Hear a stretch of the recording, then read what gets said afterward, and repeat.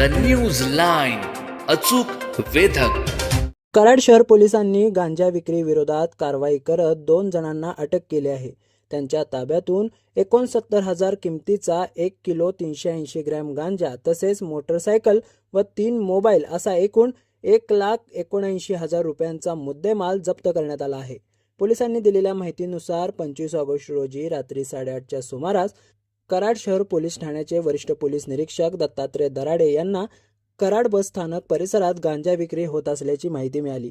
त्यानुसार सहाय्यक पोलीस निरीक्षक विजय गोडसे यांच्या पथकाने सापळा रचला. रात्री 11:15च्या सुमारास बस स्थानक परिसरात सहारा लॉजजवळील मोकळ्या जागेत 2 संशयित इसम एका मोपेड वाहनातून गांजा आणून विक्री करत असताना पोलिसांनी छापा टाकून त्यांना ताब्यात घेतले. यासीर कादर शिकरगार वय वर्ष 23 राहणार मंगळवारपेठ कराड आणि आकाश राजू वाघमारे वय वर्ष 26 राहणार शनिवारपेठ कराड अशी अटक करण्यात आलेल्या संशयितांची नावे आहेत.